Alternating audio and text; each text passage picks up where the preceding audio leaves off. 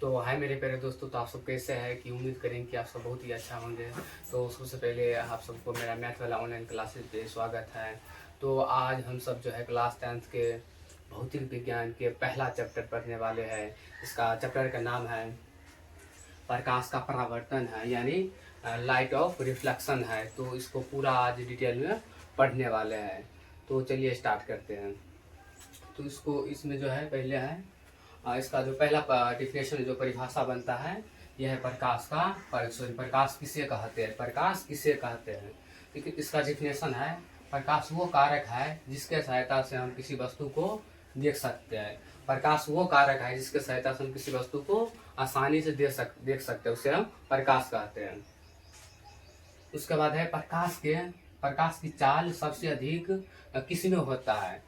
प्रकाश के जो चाल होता है वो सबसे अधिक किसमें होता है, तो वो जो है निर्वात यानी शून्य में, निर्वात में सबसे अधिक होता है। किसका चाल सबसे अधिक होता है, प्रकाश का चाल सबसे अधिक होता है। किसमें होता है, तो निर्वात में होता है। किसमें होता है, निर्वात में होता है, यानी शून्य में होता है। उसके बाद अगला पॉइंट है प्रकाश एक ऊर्जा है। क्या है, प्रकाश एक प्रकार की क्या है, ऊर्जा है। क्या है, ऊर्जा है।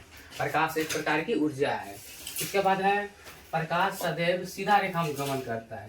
प्रकाश जो है सदैव कौन सा रेखा में गमन करता है, प्रकाश हमेशा जो है सीधा रेखा में गमन करता है। जैसे मान कर रखिए ये जो मार्कर को मान लिए पाइप है। क्या है, पाइप है।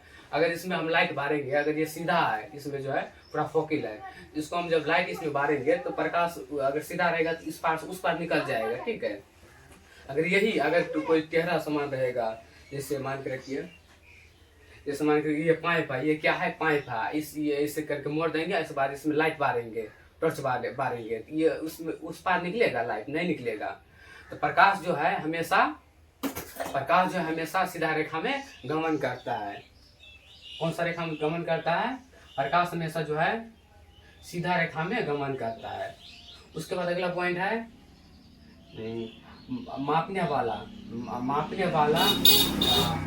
लाउस रोमर है। प्रकाश को पहला बार कौन नापा, यानी फर्स्ट बार सर्वप्रथम प्रकाश को किसने नापा था, प्रकाश को सर्वप्रथम किसने नापा था, तो ओलाउस रोमर। किसने नापा था, ओलाउस रोमर ने पहले इसको सर्वप्रथम नापा था। उसके बाद अगला पॉइंट है सूर्य के प्रकाश की पृथ्वी तक पहुंचने में 8 मिनट 16 सेकेंड लगता है। यानी सूर्य के प्रकाश जब सूर्य से पृथ्वी पर आता है तो उसको कितना समय लगता है पृथ्वी पर आने में, तो कितना, 8 मिनट 16 सेकेंड लगता है। कितना लगता है, 8 मिनट 16 सेकेंड लगता है। किसको लगता है, प्रकाश को जो है, यानी सूर्य से जब वहां पर पृथ्वी पर आता है तो उसको कितना समय लगता है, 8 मिनट 16 सेकंड लगता है। कितना लगता है, 8 मिनट 16 सेकंड लगता है। उसके बाद है अगला पॉइंट है प्रकाश स्रोत किसे कहते हैं। प्रकाश स्रोत किसे कहते हैं, तो जिस वस्तु से प्रकाश निकलता है उसे प्रकाश स्रोत कहते हैं। जिस वस्तु से प्रकाश निकलता है उसे प्रकाश स्रोत कहते हैं। यानी कोई भी वस्तु है उससे प्रकाश निकलता है तो उसे क्या बोलेंगे, उसे प्रकाश स्रोत बोलेंगे। क्या बोलेंगे, प्रकाश स्रोत बोलेंगे। यानी जिस वस्तु से प्रकाश निकलता है उसे हम प्रकाश स्रोत कहते हैं। उसके बाद है जैसे सूर्य, बल्ब, लालटेन। जैसे सूर्य हो गया, बल्ब हो गया, लालटेन हो गया, मोमबत्ती हो गया, दीप हो गया, बहुत सारे ऐसे होता है, ट्यूबलाइट हो गया, बहुत सारे ऐसे होता है जो जिससे प्रकाश निकलता है उसे हम प्रकाश स्रोत कहते हैं। यानी जिससे प्रकाश निकलता है उसे प्रकाश स्रोत कहते हैं। उसके बाद अगला पॉइंट है प्रकाश के स्रोत के 2 प्रकार होते हैं। कितने प्रकार होते हैं, 2 प्रकार होते हैं। पहला हो गया प्राकृतिक स्रोत और उसके बाद दूसरा है मानवीय स्रोत। प्रकाश के स्रोत के कितने प्रकार होते हैं, 2 प्रकार होते हैं, यानी 2 भेद होते हैं। पहला प्राकृतिक स्रोत हो गया और दूसरा मानवीय स्रोत हो गया, यानी मानव निर्मित स्रोत हो गया। तो चलिए देखते हैं प्राकृतिक स्रोत किसे कहते हैं। प्राकृतिक स्रोत किसे कहते हैं, ऐसा स्रोत जिससे प्राकृतिक द्वारा रोशनी निकलता है, प्राकृतिक द्वारा जिसमें लाइट यानी रोशनी निकलता है उसे प्राकृतिक स्रोत कहते हैं। जैसे सूर्य, तारे आदि प्रकाश के प्राकृतिक स्रोत है। यानी सूर्य क्या है, सूर्य प्राकृतिक स्रोत है। यानी प्राकृतिक द्वारा बनाया गया है, प्राकृतिक स्रोत कहेंगे, जो प्राकृतिक द्वारा बनाया गया है। जिस प्राकृतिक जो है अपना जो है उसमें रोशनी देता है, उसे प्राकृतिक स्रोत कहते हैं। जैसे सूर्य कोई मानव तो नहीं बनाया है, ये प्राकृतिक द्वारा बनाया है, जो रोशनी निकलता है। उस पर तारे हो गया आदि प्रकाश के प्राकृतिक स्रोत है। उसके बाद है मानवीय स्रोत, यानी मानव निर्मित स्रोत किसे कहते हैं? जो मानव के द्वारा बनाया गया है, मानव के द्वारा प्रकाश निकलता है, उसे मानव निर्मित स्रोत कहते हैं। यानी ऐसा वस्तु जो मानव बनाया है और उसमें प्रकाश निकलता है, जो मानव द्वारा बनाया गया है और उसमें प्रकाश निकलता है, लाइट निकलता है, उसे हम मानव निर्मित स्रोत कहेंगे। क्या कहेंगे? मानव निर्मित स्रोत कहेंगे। जैसे बिजली हो गया, मोमबत्ती हो गया, ये सब कौन बनाया? ये सब मानव बनाया है, मानव के द्वारा बनाया गया ये सब है। तो बिजली हो गया, मोमबत्ती हो गया, दीप हो गया, उसके बाद लालटेन हो गया, इस सबको कौन बनाया है? इस सबको मानव बनाया है। उसके बाद है किरण पुंज। क्या है? किरण पुंज किसे कहते हैं? प्रकाश के किरणों के समूह को किरण पुंज कहते हैं। यानी जब प्रकाश के जब किरण रहता है और वो एक समूह के मतलब समूह में चलता है, मतलब ये जो है प्रकाश, जैसे इसका जैसे एग्जांपल हो गया, ये क्या है? प्रकाश के ये किरण है, ये आपस में जब किरण है, ये एक समूह बना के चलता है। क्या चलता है? ये एक समूह बना के चलता है। जब ये समूह बना के चलता है, प्रकाश के किरणों के समूह को क्या कहेंगे? किरण पुंज कहेंगे। क्या कहेंगे? किरण पुंज कहेंगे। जब प्रकाश की किरण जो है समूह बना कर चलेगा, यानी 2 4 5 10 के समूह रहेगा, 10 15 20 के समूह रहेगा, उसको क्या बोलेंगे? किरण पुंज बोलेंगे। क्या बोलेंगे? किरण पुंज बोलेंगे। उसके बाद अगला पॉइंट है मुख्य। तो इसका जो प्रकार होता है, यानी कितने प्रकार होता है, प्रकाश किरण पुंज कितने प्रकार का होता है? तो इसका मुख्य तो जो प्रकार होता है वो 3 प्रकार का होता है।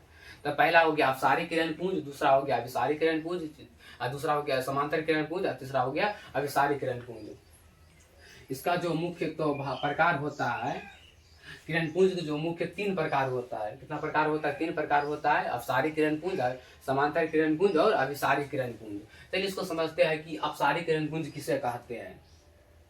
अब इस अपसारी किरण पुंज में, इस किरण पुंज में प्रकाश की किरणें एक बिंदु से होकर गुजरती है, उसे अपसारी किरण पुंज कहते हैं। यानी इस किरण पुंज में एक बिंदु से होकर गुजरती है।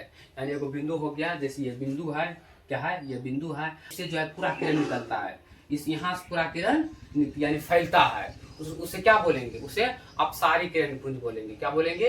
अपसारी किरण पुंज बोलेंगे। उसके बाद अगला पॉइंट है समांतर किरण पुंज। क्या है? समांतर किरण पुंज। समांतर किरण पुंज किसे कहते हैं? इस किरण पुंज में एक दूसरे क्या होता है? समांतर होता है। क्या होता है? समांतर होता है। जब किरण चलता है तो एक दूसरे के जो है समांतर में रहता है। किसमें रहता है? समांतर होता है। जैसे इसके नीचे, इसके ऊपर, फिर इसके ऊपर, फिर इसके ऊपर, फिर इसके नीचे, ऐसे करके रहता है। यानी एक दूसरे के समांतर में चलता है। जब वो रेखा गमन करता है तो एक दूसरे के समांतर में रहकर गमन करता है। जैसे इसका जो है ये फिगर हो गया, ये जो है किरण एक दूसरे क्या है? समांतर, यानी बराबर में है, ना किसी के मतलब आगे पीछे है या ऊपर नीचे है, एक दूसरे क्या है? समांतर, यानी पैरेलल में चलता है। किसमें चलता है? पैरेलल में चलता है। तो उसके बाद अगला है अभिसारी किरण पुंज। क्या है? अभिसारी किरण पुंज। अभिसारी किरण पुंज का डिफिनेशन है विभिन्न दिशाओं से आती हुई किरण एक बिंदु पर मिलता है, उसे अभिसारी किरण पुंज कहते हैं। यानी विभिन्न दिशाओं से आती हुई किरण, पूरा मतलब विभिन्न दिशाओं से आती हुई किरण, पूरा दिशा से सब दिशा से आता है किरण, एक बिंदु पर मिल जाता है। सब दिशा से किरण आता है और एक बिंदु पर मिल जाता है, उसे क्या बोलेंगे? उससे अभिसारी किरण पुंज बोलेंगे। यानी विभिन्न दिशाओं से आती हुई किरण एक बिंदु पर मिलता है, उसे हम अभिसारी किरण पुंज कहते हैं। जैसे इसका एग्जाम्पल ये हो गया, ये विभिन्न दिशाओं से क्या है? ये सब किरण है। क्या सर? ये सब क्या है? किरण है। ये विभिन्न दिशाओं से आता है, ये जो है विभिन्न दिशाओं से आता है और एक बिंदु पर क्या होता है? मिल जाता है। एक बिंदु पर क्या होता है? मिल जाता है। तो इसे क्या बोलेंगे? इसे अभिसारी किरण पुंज बोलेंगे। क्या बोलेंगे? अभिसारी किरण पुंज बोलेंगे। चलिए उम्मीद करें कि आप सबको बहुत ही अच्छा समझ में आ गया होगा और इसी तक आप सब मेरा मैथ वाला ऑनलाइन क्लासेस को सब्सक्राइब नहीं किया है तो आप सब सब्सक्राइब कर दीजिएगा और बेल आइकन दबाना नहीं भूलिएगा। तो मिलते हैं अगले एपिसोड में।